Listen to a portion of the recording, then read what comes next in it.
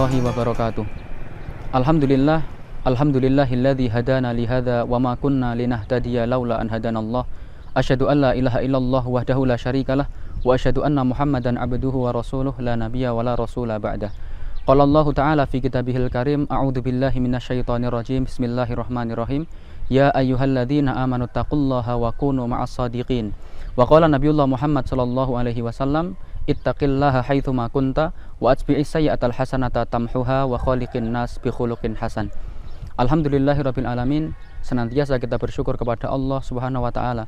Pada kesempatan hari ini, Ramadan, kita masih diberikan kemampuan untuk melaksanakan ibadah puasa dengan kondisi sehat walafiat tanpa suatu halangan apapun. Salat dan salam kita senantiasa curahkan kepada uswatun hasanah kita Nabiullah Muhammad sallallahu alaihi wasallam, yang senantiasa kita mengikuti seluruh sunnah-sunnah beliau dan kita berusaha meninggalkan seluruh larangan beliau dengan harapan nanti di yaumul qiyamah menjadi umat yang mendapatkan syafaat beliau. Jamaah rahimani wa rahimakumullah.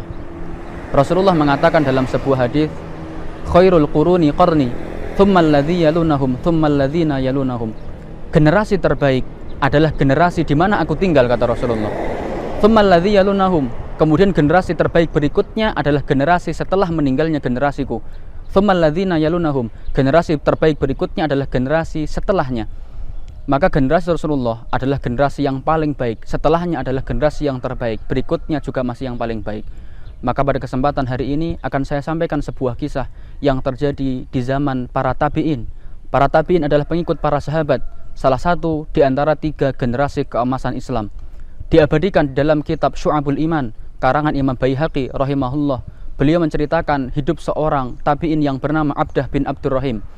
Abdah menceritakan kepada kita dengan mengatakan, kharajna fi sariyah ila ardir Rum. Suatu ketika aku pernah melaksanakan sebuah peperangan menuju kota Romawi. Fasahibna syab, maka ikutlah bersama kami seorang pemuda. Lam yakun fina aqra' minhu lil Qur'an. Tidak ada seorang pun di antara kami, di antara seluruh pasukan yang ada, yang bacaan Al-Qur'annya lebih bagus daripada sang pemuda, yang hafalannya lebih kuat daripada sang pemuda. Walam yakun fina afqah minhu, dan tidak ada satupun di antara kami yang kemudian hafalannya dalam hadis itu lebih bagus daripada sang pemuda. Pemahamannya terhadap agama lebih bagus daripada sang pemuda, tidak ada satupun. Tidak hanya ahli dalam masalah ilmu agama, Abdah juga mengatakan shaimun nahar wa qaimul lail. Sang pemuda ini saking hebatnya dia tidak hanya pandai ilmu agama, namun sang pemuda juga melaksanakan puasa, senantiasa berpuasa di siang hari dan senantiasa melaksanakan sholat tahajud di malam hari meskipun dalam kondisi peperangan sekalipun. Maka kami, kata beliau, para pasukan merasa sangat gembira dengan hadirnya sosok yang sangat soleh luar biasa ini. Kami berperang dengan kondisi penuh dengan semangat, berangkat dengan penuh semangat luar biasa, karena di antara kami ada seorang pemuda terbaik dari zaman terbaik. Sampailah kemudian ke sebuah benteng pasukan Romawi. Maka sang pemuda tidak sengaja mendekat ke arah benteng, kemudian melihat di atas benteng ada seorang wanita Romawi yang begitu cantik jelita. Tanpa pikir panjang, sang pemuda terbaik dari zaman terbaik ini mengatakan, ya fulanah, kaifas sabil ilaiki. Wahai fulanah, wahai wanita Romawi, bagaimana caranya agar aku mampu memilikimu? Maka sang wanita mengatakan, hina tatanassar, ketika engkau masuk agama Nasrani, naftahu lakal bab wa analak, maka kami akan bukakan pintu gerbang benteng ini untukmu, wa analak, dan aku bisa menjadi milikmu seutuhnya. Naudzubillah. Tanpa pikir panjang, seorang pemuda terbaik dari zaman terbaik meninggalkan hafalan Al-Qur'annya, meninggalkan amalan sholatnya, meninggalkan amalan puasanya. Dia masuk ke dalam benteng. Dia kemudian masuk agama Nasrani demi mendapatkan seorang wanita Romawi. Maka Abdah mengatakan, faqadayna ghazatana fi hadzal yaum fi ashaddi ma yakunu minal gham. Maka pada hari itu, setelah kami menyaksikan pasukan terbaik kami justru keluar meninggalkan agama Islam, kami berperang dalam kondisi yang sangat mengkhawatirkan, sangat memprihatinkan, sangat menyedihkan. Sampai akhirnya kami kalah pada hari itu. Kemudian kami kembali beberapa tahun berikutnya, kami saksikan sang pemuda telah berdiri di atas benteng.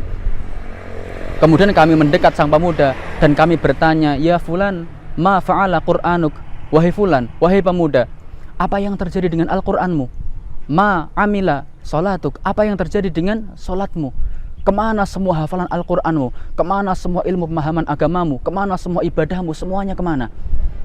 Namun ketahuilah, apa jawaban sang pemuda? Pemuda itu mengatakan kepada orang-orang Islam, ayyuhal muslimun, i'lamu anni nasitul Qur'an kullah. Wahai orang-orang Islam, ketahuilah bahwasannya aku telah melupakan Al-Quran kullah semuanya, keseluruhan. Dari 30 juz hafalannya tidak tersisa satu ayat pun. Illa hadhil ayat, kata sang pemuda, kecuali tersisa 2 ayat. Dibacalah kemudian surat Al-Hijr ayat kedua dan ketiga. Rubbama yawaddul ladzina kafaru law kanu muslimin dzarhum ya'kulu wa yatamatta'u wa ilhimul amal fasawfa ya'lamun. Apa kata sang pemuda? Allah masih menyisakan 2 ayat dalam hatinya dalam surat Al-Hijr ayat 2 dan ketiga. Rubbama yawaddul ladzina kafaru law kanu muslimin. Sungguh nanti di akhirat orang-orang kafir akan berangan-angan seandainya dulu di dunia kami adalah seorang muslim. Dzarhum ya'kulu wa yatamatta'u wa yulhimul amal, maka biarkanlah mereka di dunia sekarang ya'kulu, makan sepuasnya, wa yatamatta'u, bersenang-senang sepuasnya, dan dibuai oleh angan-angan kosong. Fasaufa ya'lamun, kelak mereka akan mengetahui balasannya yang setimpal. Jamaah rahimani wa rahimakumullah, sampai akhir hayat sang pemuda dia tidak kembali ke agama Islam, bahkan sampai matinya dia dalam kondisi Nasrani, naudzubillah. Sebuah pelajaran yang sangat berharga kita ambil dari kisah tersebut, bahwasannya tidak ada jaminan bagi kita seluruh umat Islam untuk bisa senantiasa istiqomah sampai akhir hayat kita. Bisa jadi hari ini kita taat, besok kita bermaksiat. Bisa jadi hari ini kita beriman kepada Allah, besok kita sudah keluar dari keimanan. Maka tidak ada yang bisa meneguhkan hati kita kecuali doa kita kepada Allah meminta keistiqomahan. Sebagaimana yang diucapkan Rasulullah, beliau mengajarkan kepada kita begitu banyak doa-doa yang ditujukan kepada Allah tentang meminta keistiqomahan. Dikatakan oleh Anas bin Malik, seorang sahabat yang senantiasa ikut bersama Rasulullah. Suatu ketika ada beberapa orang sahabat bertanya kepada beliau dengan mengatakan, "Ya Anas, wahai Anas, makana aktsaru du'ai Rasulillah, doa apa yang paling sering diucapkan Rasulullah?" Anas mengatakan, "Kana aktsaru du'aihi Allahumma ya muqallibal qulub tsabbit qalbi ala dinik." Kata Anas, doa yang paling sering dibaca Rasulullah adalah, "Ya Allah, wahai zat yang maha membolak-balikkan hati, teguhkanlah hatiku di dalam agama Islam." Sampai doa itu berulang-ulang dibaca Rasulullah, sampai suatu ketika Anas bertanya, "Ya Rasulullah, amantu bika wa bima ji'ta bihi, fahal takhafu alaina ya Rasulullah?" Kami beriman kepadamu ya Rasulullah, kami taat kepadamu ya Rasulullah, tidak mungkin kami akan meninggalkanmu sebagaimana orang-orang Bani Israel meninggalkan Nabi Musa alaihissalam. Apakah engkau khawatir kepada kami ya Rasulullah?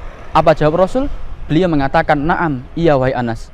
Fa innal qulub baina usbu'aini min asabi'illah yuqallibuha kaifa yasha."